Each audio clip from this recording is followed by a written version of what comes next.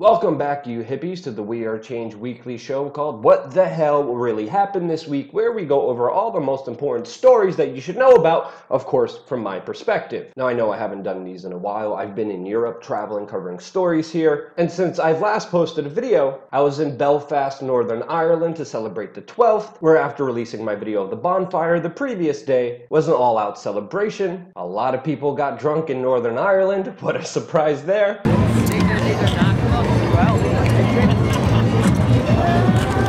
This is cute.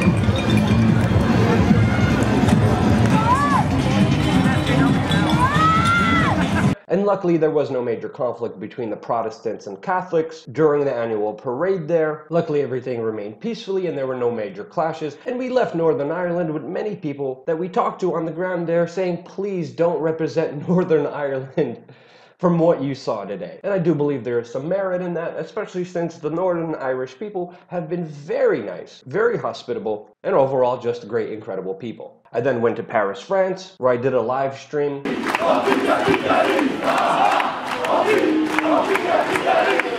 of a protest against Emmanuel Macron, the French president, and US President Donald Trump during Bastille Day, as a major face-off occurred between the Antifa and riot police officers in Paris, France. A situation which escalated when black bloc tactics were used and Antifa members stormed the police,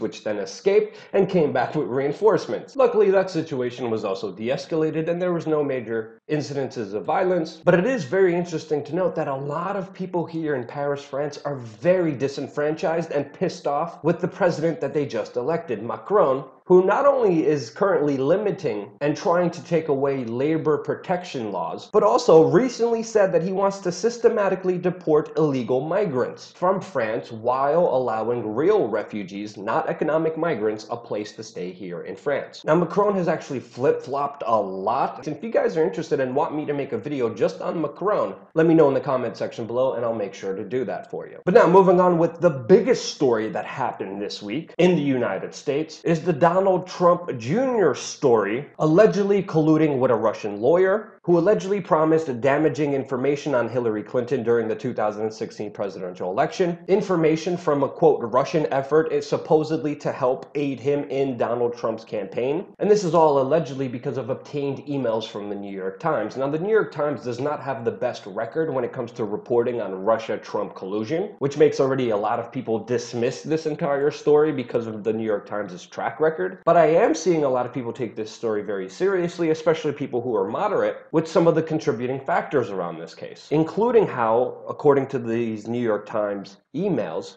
that they obtained, that top members of Trump's inner circle turned up to get intelligence they knew was part of a foreign effort to meddle in the US election. Now, there still is no proof that the Russians hacked Hillary Clinton's emails or the DNC emails, that they were able to somehow spread fake news, or even allegedly hack voting systems in the United States. So there's no evidence as far as that. But we're still finding out all the details, and it'll be very interesting to hear from you. What do you make of this new revelation? Will it actually have any significance on Donald Trump's administration? Do you see this going anywhere? Or is this just a big distraction? Let me know in the comment section below. And personally, seeing all the fake news that was pushed by the US mainstream media that had no facts, that had no evidence surrounding it, I always saw this story as a huge distraction because while everyone was obsessing over all these allegations, people are missing the worst collusion that is happening between corporations and the US government and has been happening for a very long time, and that is the collusion of billionaires, corporate heads, and organizations that have been able to buy, influence, power, and laws in the United States. And this is also true with the Trump administration, as it has with all the administrations before him, especially when it comes to Donald Trump's close ties to military contractors and bankers from institutions like JP Morgan and Chase and Goldman Sachs. And I think the evidence of that is very clear, especially if you look at what's happening right now with the debate over healthcare in the United States. Meanwhile, the US government is spending another $406 billion on an F-35 warplane that is being provided by Lockheed Martin. Now, personally, I believe the whole healthcare system is an entire scam, whether it's the pharmaceutical industrial complex, whether it's the scams insurance companies run, or the needless surgeries that doctors push on patients. Our medical system is broke. And personally, I don't want to see the government take away money from other people and myself to finance a broken system that doesn't really cure people of illnesses, but works towards making a profit out of them in most cases. But you could definitely see where the priorities of the United States lay when they have all the money in the world for war, machines of death, but not to take care of its own people, using our own very money to facilitate that. And while that's happening, we got a new report from Human Rights Watch that gave us evidence of the United States using white phosphorus in Syria and Iraq, a weapon that has been banned in the international community, but yet is still being used by the United States military, that is illegal to use, that the United States even sells to Saudi Arabia. And while international law is violated by the United States, Donald Trump still has the gall to threaten an all-out war with Syria if they will allegedly use chemical weapons, which to me is very hypocritical because there's no need for these wars to even happen in the first place. And they have grave geopolitical ramifications, and yeah, of course, they cause mass human suffering. And there's a video that I wanted to show you guys that will be in the description below with a confession from a US drone operator that killed hundreds of people through drone strikes. And he describes his experience as a drone operator as... And it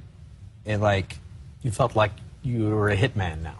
Not necessarily, I just felt like a sociopath, actually. And it's not just massive psychological effects that US soldiers have to go through, but also, getting chemical weapons tested on you. As we're finding out how the US Pentagon tested nerve agents like sarin gas and VX and bacteria like E. coli on as many as 6,000 military personnel in an experiment that they called Project 112. Now, of course, this happened during the Vietnam War in 1962 and 1974. And of course, these tests would result in potential lifelong debilitations, serious health issues, possible long-term central nervous system failure, and even possibly death. Now, limited details about this program have just come out from highly classified documents that the Department of Veterans Affairs was able to obtain. But very interesting, the full details of this program, how it operated, how many people it affected, how many people were seriously injured or killed because of this biological weapons test program on American servicemen and women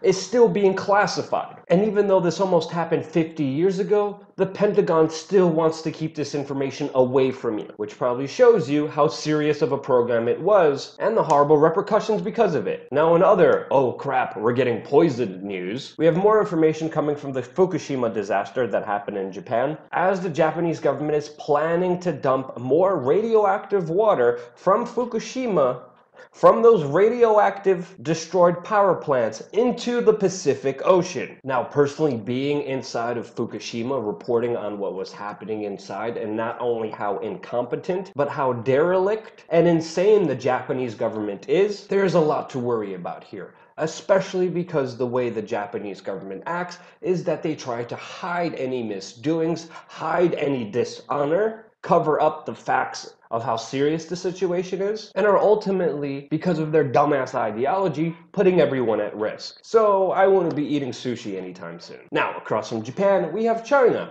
that now for some reason decided to deploy troops to the Horn of Africa for its first overseas military base. Now, they're doing this according to peacekeeping and humanitarian aid in Africa, but geopolitically, of course, the United States is going to see this as an act of aggression, as other Chinese military actions, like them recently telling Japan to get used to their warships as they brazenly fly over Japanese territory, and of course are increasing their military might. Now, the United States, of course, can't be outdone here, and for some reason, they just announced that they're sending troops to Kosovo. 500 US troops, of course, for alleged peacekeeping missions. And it doesn't just stop there, as Donald Trump now wants more authority to build new military bases inside of Iraq and Syria, calling for unilateral legal authority to do so, which gives you a sign that the current conflict in Syria and Iraq will probably ultimately end up like the conflict in Afghanistan, that still the United States has US soldiers in 16 years later. And yet, there's not much freedom and democracy in that region. And that's also because of a number of factors, including the covert support, aid, and funding by the United States to radical Islamic terrorists, that of course goes unmentioned in the US mainstream media, but we could tell you and show you this on YouTube, right?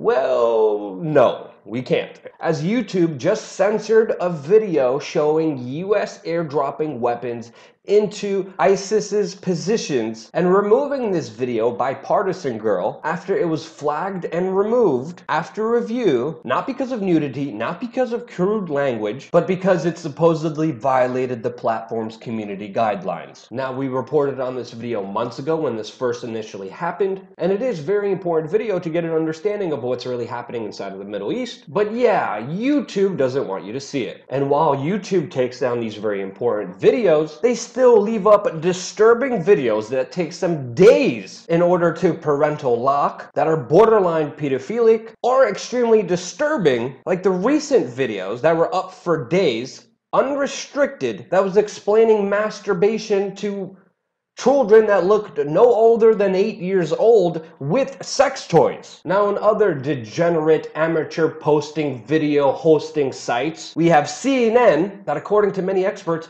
hired a top Al-Qaeda propagandist for a documentary and then tried to cover it up. There's an on-the-ground reporter named Bibal Abul Karim, who many people have alleged his involvement with the Al-Nusra Front, who was hired by CNN in order to shoot a documentary. And after the documentary was shot and made and received some awards from, CNN deliberately tried to cover up their tracks that it was actually Abdul Karim who shot the video for them. Not a shocker there. And now, finally, it's some good positive uplifting news. Recently, in the city of Varnell, Georgia, the city decided to fire the entire police department. And guess what? No chaos ensued at all. And everything was fine, hopefully ensuring some kind of hope in humanity after hearing a lot of the worst news that I covered before this program. Now, I hope you guys enjoyed today's video. If you did, please support us on patreon.com/wearechange. It is only you that is financing this independent media operation, and without you, this work would not be possible. Stay tuned. We're going to have more on-the-ground reporting here in Europe. And as that happens, stay in touch with me. Let me know what stories you want to see covered, what people you want to see interviewed, what subjects you want to see investigated. Love you guys.